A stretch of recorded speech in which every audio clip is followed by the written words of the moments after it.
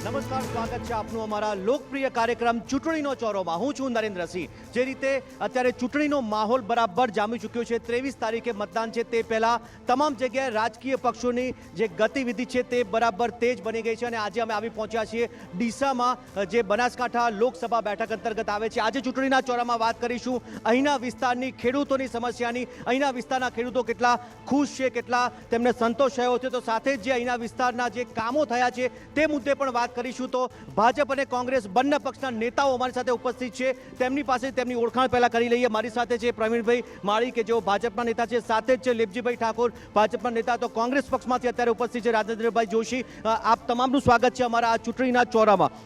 સૌપ્રથમ આપની પાસે આવવા માંગીશ. અત્યારે આમ તો ભાજપે ઉમેદવાર બદલ્યા છે આ બેઠક ઉપર, પરંતુ એવો કયો મુદ્દો છે બનાસકાંઠા માટેનો કે જેનાથી તમને જીતનો વિશ્વાસ છે? ઘણા બધા મુદ્દા છે કે આઝાદી પછી પહેલીવાર એવું થયું છે કે ખેડૂતોની વિચારવાવાળી સરકાર આવી છે. એ મુદ્દો મહત્વને લઈ, રાષ્ટ્રની સુરક્ષાઓને લઈ, મહિલાઓની સુરક્ષાઓને લઈ અને ખાસ કરી અને ખેડૂતોની આવક બમણી કરવાની જે વાત છે એ મુદ્દાઓને લઈ, કિસાન સન્માન નિધિ યોજનાઓથી લઈ અને નાનામાં નાનો માણસ અંત્યોદયની ભાવના જે નરેન્દ્રભાઈએ કરી છે એનાથી અમને સંપૂર્ણ વિશ્વાસ છે કે એક બાર ફિર મોદી સરકાર. ઓકે, ફરી એક વખત મોદી સરકાર આવે તેવો વિશ્વાસ વ્યક્ત કરો. રાજુભાઈ, શું કહેશો? ખેડૂતોની વાત કરવામાં આવે, અહીંયા જે સમસ્યાઓ ઉકેલાય છે, ખરી દાવો તો કરવામાં આવ્યો? જે જગ્યાએ આપણે ઊભા છીએ લગભગ રાહી કોલ્ડ સ્ટોરેજ, અહીંયા બટાકા મૂકવાનું કોલ્ડ સ્ટોરેજ કહી શકાય.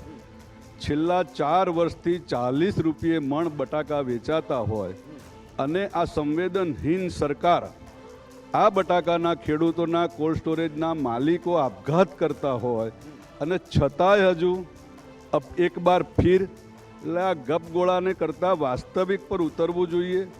ખેડૂતોની જો વાસ્તવિક પરિસ્થિતિ શું છે, ખેડૂતને આજે બટાકા વાવીને પણ આનો શું ભાવ આવશે એનો પણ અંદાજ નથી.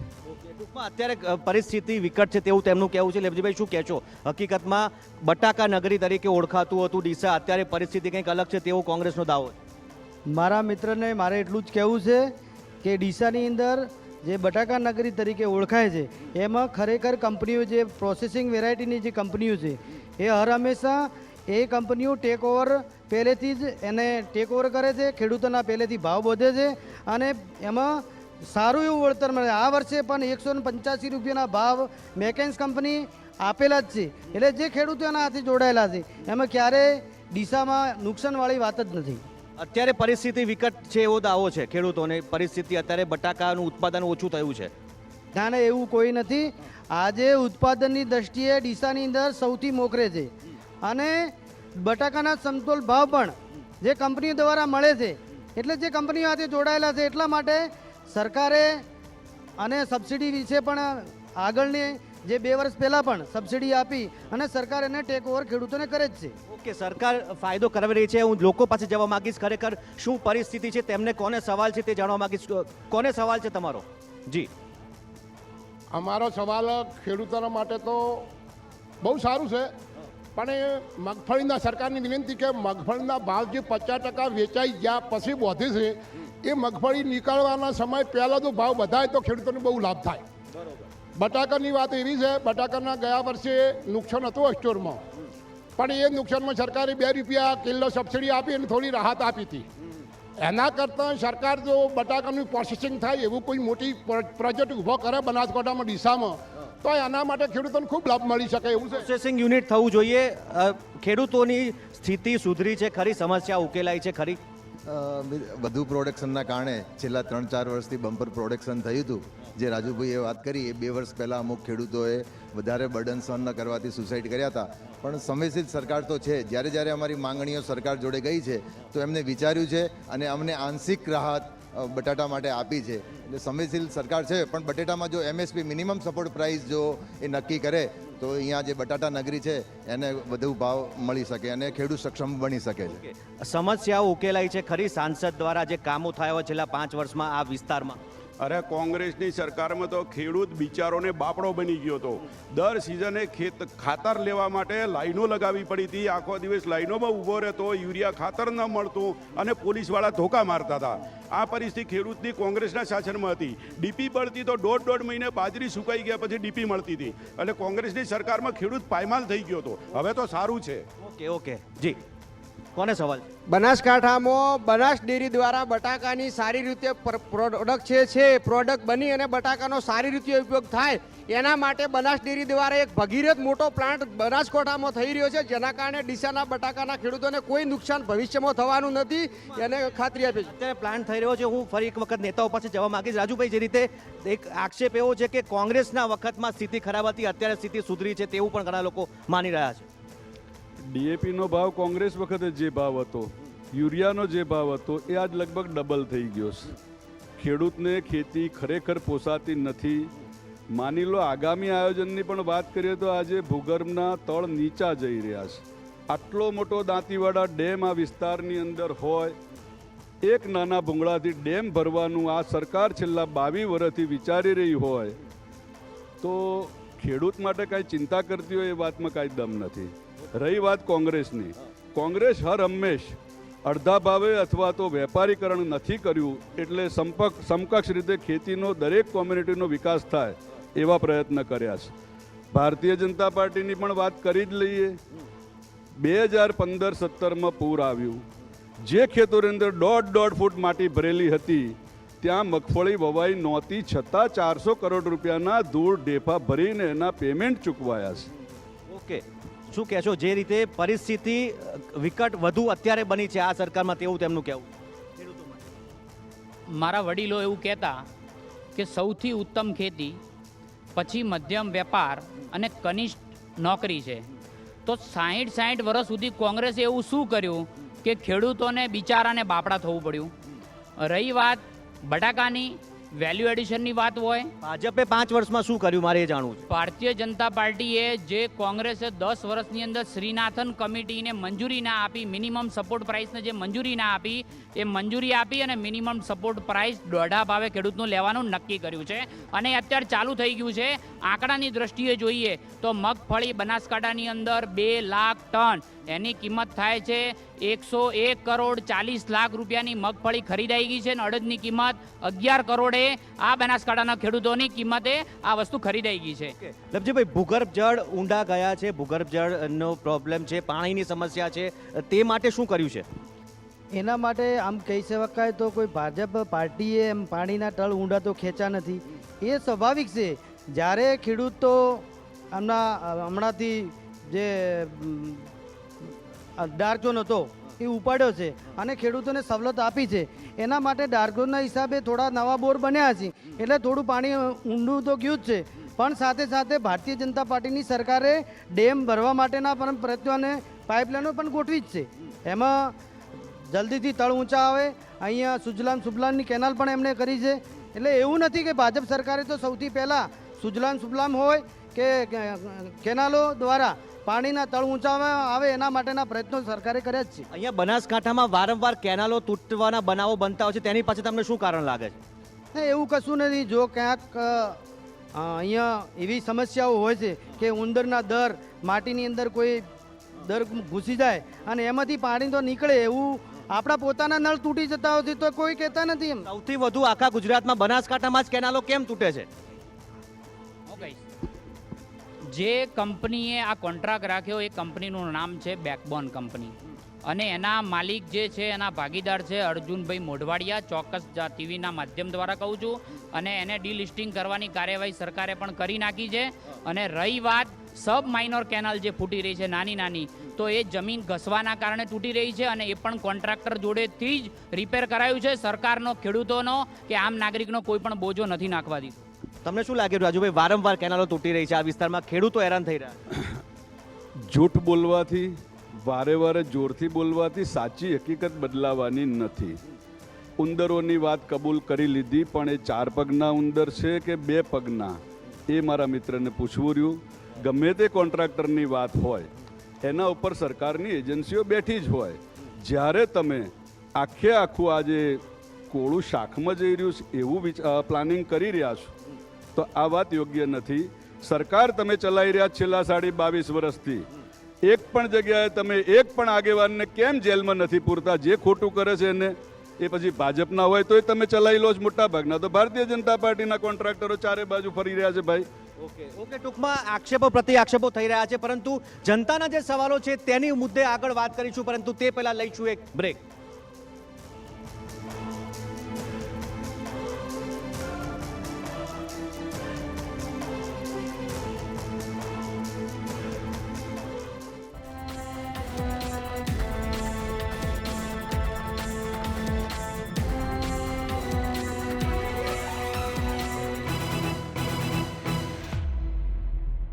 TV9 ગુજરાતીની YouTube ચેનલને સબસ્ક્રાઇબ કરો અને બેલ બટન જરૂરથી દબાવો જેથી દરેક વિડીયોના નોટિફિકેશન તમને મળતા રહે.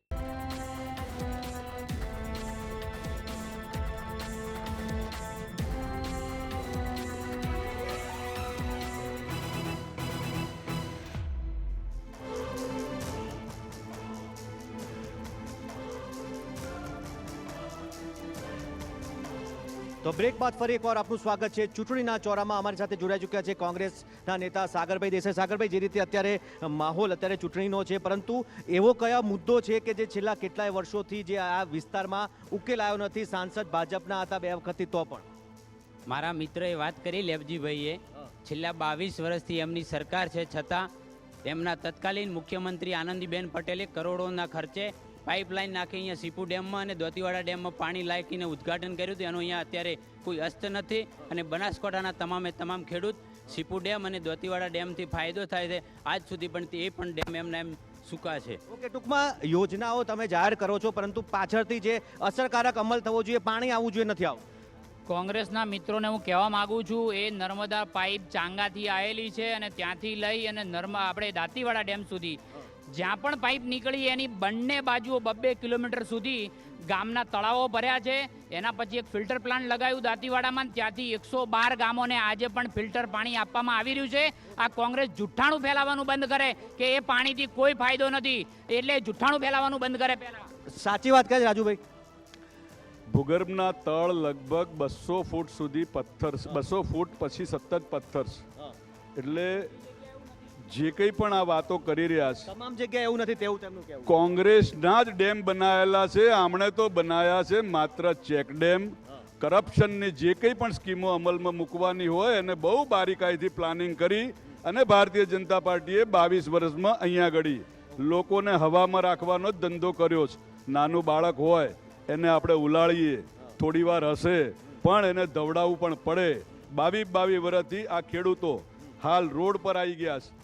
ખેતીનો ધંધો અત્યારે હાલમાં એટલો મોંઘો થઈ ગયો છે. અને એનાથી વિશેષ વાત કરું કે આઝાદી પછીનો જે રોડ અમારો નદીની ઉપર જે બ્રિજ બનેલો હતો એ હજુ હમણાં 22 વર્ષે એમની સરકાર એના ઉપર બી લક્ષ નથી રાખતી. લાંબા ટ્રેક્ટરો, ટ્રોલીઓ પુષ્કળ ઊભી રહેતી હતી. એટલે એમની વાતો એ તરત કોંગ્રેસવાળી વાત કરશે, પણ પાયો તો કોંગ્રેસનો જ છે. પોલિયો અમે પીવડાયો તરે 22 અત્યારે તમે સરખા ચાલી શકો છો. ઓકે, લવજીભાઈ શું કહેશો? કારણ કે 22 વર્ષથી ગુજરાતમાં ભાજપની સરકાર, છેલ્લા 5 વર્ષથી કેન્દ્રમાં પણ સરકાર, આ વિસ્તારને શું અપાવી શક્યા છો? મારા મિત્રને ખબર ન હોય, હમણાં પુલની જે વાત કરી એમણે, ડીસાની અંદર સૌથી મોટો પુલ 432 કરોડના ખર્ચે હમણાં જ મંજૂર કર્યો છે. એટલે 232 કરોડના ખર્ચે. એટલે ભારતીય જનતા પાર્ટીએ હર હંમેશા એની સાઈડમાં પણ જે નદીની બાજુમાં નવો પુલ બનાવ્યો એ ભારતીય જનતા પાર્ટીની સરકારે જ બનાવ્યો છે. મારા મિત્રને ખબર જ નહીં હોય કે 4 લાઇન બની એના પછીનો બીજો પુલ બનાવ્યો ભારતીય જનતા પાર્ટીની સરકારે જ બનાવ્યો. ઓકે, આપણી સાથે જોડાઈ ચૂક્યા છે કોંગ્રેસના નેતા રવિરાજભાઈ ગઢવી. રવિરાજભાઈ, જે રીતે અત્યારે આ વિસ્તારમાં પરિસ્થિતિ છે, છેલ્લા 5 વર્ષમાં એવી કઈ મુખ્ય બાબત છે કે જે ખેડૂતો માટે હોય કે આ વિસ્તારની જનતા માટે હજી નથી થઈ શકી? 2015 અને 2017ની અંદર જે ભયાનક પૂર આવ્યું અને એ પૂર પછી જે રાહત કે જે કંઈ મોકલવાની હતી એ ખેડૂતો સુધી પહોંચી નથી. મોટાભાગે ભારતીય જનતા પાર્ટીના આગેવાનો એમાં ભ્રષ્ટાચાર કર્યો. ભલે વાવ હોય કે થરાદ હોય, અહીંયા ડીસા હોય કે ધાનેરા હોય, એટલે ખેડૂતો અહીંયા સૌથી વધારે આજે પીસાઈ રહ્યા છે ભારતીય જનતા પાર્ટીના શાસનમાં. ઓકે, હું ફરી એક વખત જનતા પાસે જવા માંગીશ. જે લોકોના જે સવાલો છે તે પહેલા જાણીશું. જી, કોને સવાલ તમારો? હું કોંગ્રેસના મિત્રોને સવાલ કરવા માંગુ છું કે પૂર આવ્યું ને ત્યારે તમારા એમએલએ એન્જોય કરવા બેંગ્લોરમાં ગયા હતા અને અહીંયા ભારતીય જનતા પાર્ટીના એમએલએ ને આખી મુખ્યમંત્રી સરકાર 5 દિવસ અહીંયા ગુજરાતમાં ચાલી છે. અને હું મારા મિત્ર રાજુભાઈને પૂછું છું કે તેઓ ભાજપની અંદર 2.5 વર્ષ જિલ્લા પંચાયતના પ્રમુખ તરીકે શાસન કર્યું, કેટલો ભ્રષ્ટાચાર. ખેડૂતોની સમસ્યા દૂર થઈ છે કે નહીં? તમને શું લાગે, સમસ્યા દૂર થઈ છે ખરી? નહીં, સમસ્યા દૂર થઈ જ છે ને આ સરકાર ખેડૂતની છે ને ખેડૂતની રહેવાની જ છે ને આગે ખેડૂત વિશે કામ કરશે. ને આ ભાઈને આપણે પૂછી અમને વાત કરી કે આ નર્મદા પાઇપલાઇનની તમે અત્યારે તળાવમાં જોઈને આવો, તમારે ઓળગા તરવાની તૈયાર બધા ભરેલા જ પડ્યા છે. કોને સવાલ છે તમારો? સાહેબ સવાલ એ છે કે પાઇપલાઇન નખાણી છે પણ પાઇપલાઇનમાં આજ સુધી 6 વર્ષ સુધી પાણી નથી આવ્યું. મેં જાતે જોઈ છે. ભાજપના નેતાઓ દાવો કરે પાણી આવ્યું. આ રીતે કર્યું છે. હું જોઈ આવ્યો છું. કાંકરેજથી દાંતીવાડા સુધી પાઇપલાઇન નખાણી છે, પાણી નથી આવ્યું. આનંદીબેન પટેલે ઉદ્ઘાટન કર્યું હતું, ઉદ્ઘાટન વખતે પાણી આવ્યું હતું અને હજી વળી પાણી નથી આવ્યું. અને અમારે સાહેબ એક મિનિટ. ઓકે જી જી. પરમભાઈ અત્યારે એમ કહે છે કે અમારી કેનાલને પણ કોંગ્રેસ સરકારે જ્યારે કેનાલ બનાવી એમાં ઉંદર કેમ દૂર પાડતા નથી? તમારી સરકારે બનાવી કેનાલો, એમાં ઉંદર બેસી જાય છે અને સરકારે જે કોંગ્રેસ સરકારે 40 વર્ષ પહેલાં જેમ દોતીવાડાની બનાવી લહેરો એમ જ એમ નથી. ભ્રષ્ટાચારનો મુદ્દો પણ છે, સાથે સાથે જે પાણી નથી આવતું. પ્રવીણભાઈ, દાવો કરવામાં આવી રહ્યો છે પાણી, આ ખેડૂત સામે બેઠા સાક્ષી છે તેના. હું છે ને એક સિમ્પલ વાત કરવા માંગુ છું કે વર્લ્ડની હાઈએસ્ટ નેટવર્ક ધરાવતી કેનાલ જો હોય તો 458 કિલોમીટરની નર્મદા કેનાલ છે અને 3 તાલુકા 100 કમાન્ડ એરિયા વાવ, સુઈગામ અને ભાભર, આ 3 એવા તાલુકા છે જે 100% કેનાલથી કનેક્ટ એરિયા છે. અને એવા ભારતની અંદર કોઈ કેનાલ નેટવર્ક નથી જે 2 પાક સંપૂર્ણપણે પાણીથી લેવાતું હોય. એવો કોઈ તાલુકા ભારતની અંદર નથી કેનાલથી કમાન્ડ હોય. આજે પણ ઓનલાઈન ડેટા પણ સરકારની અંદર ફીડિંગ છે કે ઓનલાઈન નહીં, જે આ હકીકત છે ઓનલાઈનની વાત નથી. બિલકુલ હું તમને કહું છું કે કોઈ પણ જે 112 ગામ મેં તમને કીધા છે એમને પૂછો કે તમારું સરપંચને પૂછી લો કે કયું પાણી તમારે આવે તો કહેશે કે અમારું ફિલ્ટર વાળું પાણી આવે છે. ઓકે રાજુભાઈ, શું કહેશો? જે રીતે પરિસ્થિતિ હકીકત છે, પાણી નથી પહોંચતું, જે કેનાલો બનાવી છે તેમાં પણ પાણી નથી. ડેમ જ ખાલી છે તો ક્યાંથી પાણી પહોંચે? બીજી વાત, ચૂંટણી વખતે જ્યારે ક્યાંક રાજસ્થાનમાં ચૂંટણી હોય તો આપણી કેનાલો ભરી રાખવાની, બાયસ નેચર રાખીને અમુક ગામડાઓને પાણી નહીં આપવાનું, આ વહીવટ ભારતીય જનતા પાર્ટીના આગેવાનો કરી રહ્યા છે. ઓકે, હું ફરી એક વખત જે લોકસભા ચૂંટણીને અંતર્ગત એક સવાલ તમને એ પૂછવા માંગીશ કે આ વખતે ભાજપને જનતા અહીંની લોકસભા બનાસકાંઠા વિસ્તારમાં કેમ મત આપે તમારા મતે? આ સરકાર ભારતીય જનતા પાર્ટીની સરકાર માત્ર ને માત્ર ખેડૂતોની સરકાર છે. મારા મિત્રોને આ ખેડૂતો બેઠા એમને એક સવાલ પૂછો. આજની તારીખમાં પણ એમને SMS આવ્યો છે 2,000 રૂપિયા, એના 2 મહિના પહેલાં આવ્યા હતા અને આજની હમણાં હાલની વાત કરું તો હાલ પણ એમના મેસેજ ચાલુ જ છે. કે ટૂંકમાં 2,000 રૂપિયા આપવાનો વાયદો કર્યો છે, 2,000 રૂપિયા આપ્યા છે, તેનાથી કઈ પરિસ્થિતિમાં સુધારા આવશે? 14,98,000 હજી બાકી છે. 2,000 ભલે આપ્યા હોય, 14,98,000 હજી બાકી છે. 15 લાખનો વાયદો નરેન્દ્ર મોદી સાહેબે 2014માં કર્યો હતો. બનાસકાંઠાની અંદર હું આપને બહુ સ્પષ્ટ ટીવીના માધ્યમથી જણાવવા માંગુ છું કે આ સીટ 100% કોંગ્રેસ જીતે છે. જિલ્લાની અંદર બનાસકાંઠાની તાસીર ભૂતકાળ તમે જુઓ, મારા દાદાને 4 વખત સંસદ સભ્ય બનાવ્યા, મારા પિતાજીને બનાવ્યા, હરિસિંહ ચાવડા સાહેબ બન્યા અને આ વખતે પણ પરથીભાઈ ભટોળ સાહેબ બહુ સારી માર્જિનથી કોંગ્રેસ આ સીટ જીતી રહી છે. ઓકે, ફરી એક વખત હું જનતા પાસે જવા માંગીશ, જે લોકોના જે પ્રશ્નો છે તે જાણવા માંગીશ. હું પાછળની બાજુ આવવા માંગીશ. કોને સવાલ છે? જી. હલો સાહેબ, હવે બધે તળાવ ભર્યા છે પણ આ અમારે શમશેરપુરા નજીક છે એમાં શું વિરુદ્ધ સરકારને છે? શમશેરપુરામાં તળાવ નથી ભર્યો, રસ્તા શમશેરપુરામાં થતા નથી. ઠેઠ સીએમ છે ને સાહેબ પાસે હું ગયેલો, મારા રસ્તાની 4 રજૂઆત હજુ પડી છે મારી પાસે. શમશેરપુરામાં રસ્તો 15 વર્ષથી માગણી છે, હજી થયો નથી. અને એક રસ્તો શમશેરપુરાથી કુંવારા પાદર અમે સાઈડ બનાવવા માંગીએ છીએ, એ બન્યો નથી. શું વિરુદ્ધ છે શમશેરપુરા સાથે સરકારને? આ કુંવારા પાદર વાળો રસ્તો છે, કેટલા વર્ષથી આ લગભગ એને રસ્તો સાઈડ બની બરોબર, સાઈડ એમના બધું ભેળું ચોપરું છે, કોઈ અમારો ભાવ પૂછતું નથી. ટૂંકમાં જે પ્રાથમિક સુવિધાઓની વાત છે તેમાં છેલ્લા ભાજપ અને કોંગ્રેસ બંને આ છેલ્લા 15 વર્ષથી અહીંયા સાંસદ રહી ચૂક્યા છે, પરંતુ કોઈએ આ પ્રકારની જે સમસ્યા છે તેના પર ધ્યાન નથી આપ્યું તેવું અહીં ફલિત થાય છે. ચૂંટણીના ચોરામાં આગળ વાત કરીશું એક બ્રેક બાદ.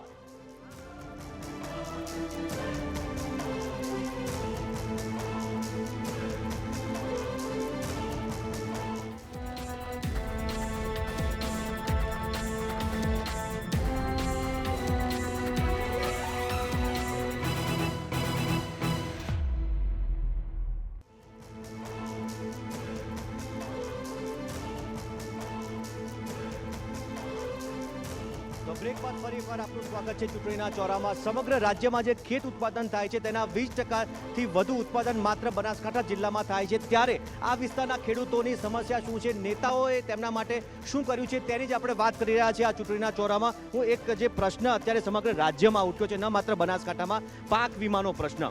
તમારા વિસ્તારમાં શું પરિસ્થિતિ છે પાક વીમાને લઈને? પાક વીમાના પ્રીમિયમ કંપનીઓને ઉપર ઊભા રહીને અપાવવામાં આવે છે અને એમાંથી માત્ર 20-30% ખેડૂતોને પાછું મળે છે. ખેડૂતો ગઈકાલે રોતા હતા, આજે રોશે અને આની આ સિસ્ટમ પ્રમાણે આવતી સાલ પણ એમને રોવું પડશે. પાક વીમો આ વિસ્તારમાં પૂરતો આપ્યો છે ખરો સરકાર? ને બિલકુલ પાક વીમાનો પ્રશ્ન હતો. બેન્કોએ પ્રીમિયમ કાપ્યા હતા, ખેડૂતોને નહોતા ચૂકવ્યા. તો આજ ભારતીય જનતા પાર્ટીના કાર્યકરો સરકાર, કેન્દ્ર સરકાર સુધી બેઠકો કરી અને નિર્ણય લીધો કે તાત્કાલ પાક વીમા ચૂકવવા પડશે. અને બનાસકાંઠાની આજની તારીખની અંદર, એટલે ગઈકાલ સુધી વાત કરું, 11 કરોડ રૂપિયાનું ખેડૂતોને વળતર ચૂકવ્યું છે. અને હજી જેટલા પણ બાકી છે એક પાઈ ખેડૂતોને ચૂકવવામાં આવશે. અને ડાયરેક્ટ બેનિફિટ સ્કીમના ડાયરેક્ટ કોઈ પણ વચેટિયાને રાખ્યા વગર અમારી સરકાર ડાયરેક્ટ લોકોને પૈસા ચૂકવે છે. કે રવિરાજભાઈ, શું હકીકત શું છે? જી જી, પ્રીમિયમ કેટલું ભરાયું છે એ પણ પૂછું. પ્રીમિયમ કેટલું ભર્યું છે તે એ હું આવું છું. શું પરિસ્થિતિ શું છે ખેડૂતોની પાક વીમાને લઈ? ચોક્કસપણે પાક વીમાની અંદર જે રીતે અમારા સાથી મિત્રે કહ્યું એ રીતે આ લોકોની પાસેથી પહેલાં વસૂલવામાં આવ્યા, પ્રાઇવેટ કંપનીઓને એનો ચાર્જ આપવામાં, કોન્ટ્રાક્ટ આપવામાં આવ્યો. તો ખેડૂતોને હજી સુધી એનાથી કંઈ બહુ લાંબો ફાયદો થયો નથી. લેબજીભાઈ, શું કહેશો, ખેડૂતોને ફાયદો કેટલો મળ્યો છે આ વિસ્તારમાં પાક વીમાને લઈને? પાક વીમાને લઈને વાત એમની સાચી હતી, પણ હવે જેમ મારા મિત્ર પ્રવીણભાઈએ કીધું કે 11 કરોડ રૂપિયા ઓલરેડી ચૂકવાઈ ગયા છે અને બાકીના જે બેંકો દ્વારા આજ પણ ચૂકવાનું ચાલુ છે. મારા મિત્રોને એમને પણ ખબર નહીં હોય કે હમણાં જે હમણાં વરસાદના કારણે ટેટીમાં નુકસાન થયું હતું એ પણ સર્વે કરી અને કલેક્ટરની સૂચનાથી આજે પણ એના પૈસા જલ્દી ચૂકવાય, 2 દિવસના ગાળામાં ચૂકવાય છે. ટૂંકમાં આ વિસ્તારમાં એટલી બધી સમસ્યા કદાચ નથી. ફરી એક વખત જનતા પાસે જવા માંગીશ. જી, આપનો કોને સવાલ છે એ જણાવો. હા ભાઈ, ભાજપ સરકારે ઘણો વિકાસ કર્યો છે. ઓકે ઓકે જી. આમાં સાહેબ જો હું ભાજપનો જ નથી, કોંગ્રેસનો તો હું ખેડૂત છું. 20 વર્ષથી ગુજરાતમાં ભાજપની સરકાર આવી, એની પછીની વાત કરું. પહેલી અમારી પાસે ખેડૂતો પાસે સાયકલ નથી. આ 20 વર્ષથી અમારા ઘરે ઘેર ગાડીઓ અને ઘેર ઘેર ટ્રેક્ટરો છે. 20 વર્ષમાં ભાજપ સરકારી વિકાસ તો થયો છે અને વિકાસ જોવો હોય ને તો હોજના ડેરીએ જતા રહો, બાઇક મેળવાની જગ્યા નથી. ઓનથી વિકાસ કેવો કહેવાય? થોડી તકલીફો પડી, આ તો મોસમ છે. ટૂંકમાં પરિસ્થિતિમાં સુધારો થયો છે એવું તેમનું કહેવું છે. જી, કોને સવાલ છે? હું ખરેખર ખેડૂતનો દીકરો છું. સાચી વાત એ છે કે જે સીપુ ડેમ છે, સીપુ ડેમના અમુક ગામોમાં હજી પણ પાણી નહેરો જૂની કરેલી છે એ નથી. બીજી વસ્તુ, અત્યારે બોર્ડવાળા ઇલેક્શન પતી જશે, ઉનાળામાં 2 કોલમ ખેડૂતને નાખવી પડે છે અને અત્યારે ખરેખર ચોમાસામાં લોડ વધારો ચેક કરવો જોઈએ. હવે જ્યારે બોર્ડવાળા આવશે ત્યારે ખેડૂતને લાખ દંડ આપશે. એ પણ સરકારને વિનંતી આ ન થવું જોઈએ. અને અત્યારે તો આસમાને ભાવ પહોંચી જાય, ખાતર, તેલ, ડીઝલના તમામ. સાહેબ, ખેડૂતોને જે લોકોએ મગફળીના ભાવ આપવા પડતા હતા ત્યારે આપ્યા નહોતા અને એમના મળતિયાઓએ માટીના ઢેફા ભરીને એ ગોડાઉનો બાળી કાઢ્યા અને આજે ખેડૂત પાયમાલ થઈ ગયો. ઓકે, ફરી એક વખત આ બાજુ જવા માંગી. જી, કોને સવાલ છે તમારો? જી, મારો સવાલ એક જ છે કે લોકોનું પેટ સૌથી વધારે બાળ્યું હોય તો બીજેપી બાળ્યું છે, લોકોનું પેટ ઠાર્યું હોય તો કોંગ્રેસે ઠાર્યું છે. અને આ વધારે જે કહે છે ને કે હું ભાજપનો નથી, કોંગ્રેસ નથી, રોજ ભાજપની મીટિંગ બેઠા હોય છે. ઓકે ટૂંકમાં જે પરિસ્થિતિ અહીંયા છે, વિકાસ થયો છે તેવો દાવો છે, પરંતુ જ્યારે ચૂંટણી આવે ત્યારે જ પાણી છોડવામાં આવે, વીજળી આપવામાં આવે તેવું કેમનું કહેવું છે? પછી બધા ભૂલી જાય છે. કોંગ્રેસને કિસાનોની વાત કરવાનો કોઈ હક નથી. સરદાર સરોવર ચોક્કસ પાયો કોંગ્રેસે નાખ્યો, પણ જ્યારે ઊંચાઈ વધારવાની વાત આવી, એ પાણી વેડફાડ દરિયાઓમાં થઈ જતું હતું, ત્યારે ઊંચાઈ વધારવા માટે નરેન્દ્રભાઈએ ઉપવાસ ઉપર બેસવું પડ્યું. યુપીએ સરકાર 10 વર્ષ હોવા છતાં મનમોહનસિંહને સરકારે આ ડેમના દરવાજા લગાવવા માટે નહીં, ઊંચાઈ વધારવા માટે મંજૂરી આપી. નરેન્દ્રભાઈની સરકાર આવતા 17 દિવસની અંદર મંજૂરી આપી છે અને એનું સ્ટોરેજ વધારે થાય અને ખેડૂતને ફાયદો થાય અને એક પણ બૂંદ કોઈ પણ દરિયામાં નહીં વહી જાય એવી વ્યવસ્થા કરી છે. ઓકે, કોંગ્રેસ સમયે પાણી નહોતું મળ્યું, અત્યારે ભાજપે આપ્યું છે તેવો દાવો છે.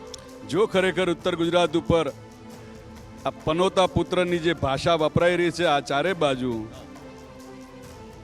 ગાંધીનગરથી ડેગામ થઈ, ખેરાલુ થઈ વડગામના માધ્યમથી બાલારામ નદીમાં જો દાંતીવાડા ડેમનું પાણી નાખવામાં આવ્યું હોત અને એ પાણી નદીના વાટે સમગ્ર આખા જિલ્લાની અંદર જો ફેરવવામાં આવ્યું હોત તો આજે બનાસકાંઠાની ધરતી લીલોતરી અથવા તો ખેતીમાં એકદમ મજબૂત હોત. પણ વાતો આ રમેશ ઊંધી કરે છે. એક નાના ભૂંગળાથી દાંતીવાડા ડેમ ભરવાની વાત કરે છે. અમે બધા જ અહીંયા જિલ્લાના ખેડૂતો એક વખત ભૂંગળાથી ડેમ ભરાયો નથી. ટૂંકમાં જે દાવાઓ થઈ રહ્યા છે તેની સામે આક્ષેપો પ્રતિ આક્ષેપો પણ થઈ રહ્યા છે, પરંતુ મહત્વની વાત એ છે કે ચૂંટણી વખતે ખેડૂતોને યાદ કરવામાં આવે છે, ત્યાર પછી પણ યાદ કરાય છે કે નહીં તે એક મોટો પ્રશ્ન છે. તો ચૂંટણીના ચોરામાં અત્યારે બસ આટલું જ. ફરી મળીશું. નમસ્કાર.